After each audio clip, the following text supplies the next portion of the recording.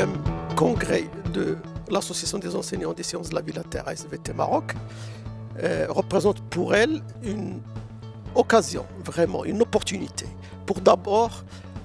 analyser, évaluer le bilan de ces activités, les approches et la méthodologie d'action, mais surtout préparer un plan d'action pour les 3 prochaines années et des orientations stratégiques pour vraiment augmenter ces modes et augmenter ces actions, mais surtout amplifier les différents programmes et projets qui visent à la fois l'évaluation des politiques publiques et territoriales avec le dialogue, en menant un dialogue constructif et un plaidoyer constructif et mener des projets de développement local,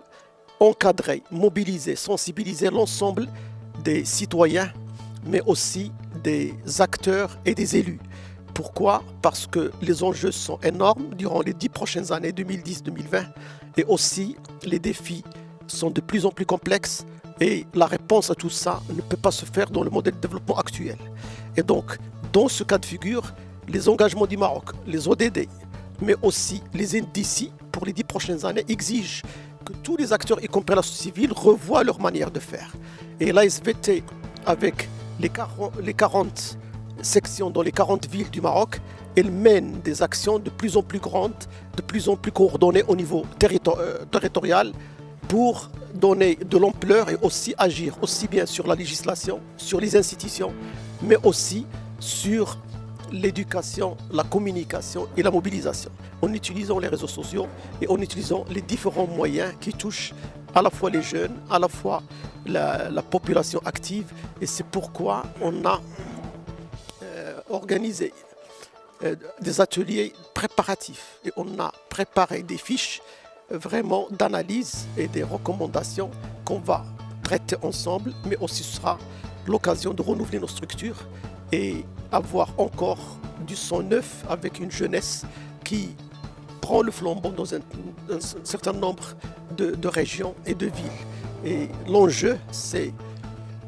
préserver l'environnement, c'est éduquer et développer l'éco-citoyenneté parmi la population, mais aussi agir sur les politiques publiques et territoriales. Alors, le département de l'environnement est heureux de participer à ce grand congrès de l'Association des enseignants des sciences de la vie et de la terre, qui est une ONG constituée d'enseignants, mais qui travaille dans l'éducation à l'environnement, au développement durable. Et nous sommes très heureux d'être associés à cet événement. Donc je suis venu ici représenter le département de l'environnement pour délivrer un message, pour dire à l'association que l'action volontaire, l'action de la société civile est importante, que nous comptons sur leur partenariat, que c'est un allié stratégique et naturel du département de l'environnement et que bientôt, Inch'Allah, nous allons organiser un forum dans lequel nous allons inviter l'ensemble des associations environnementales pour inaugurer une nouvelle génération de partenariats. Et nous avons pu à cette occasion également écouter le bilan de cette association qui est un bilan très très honorable,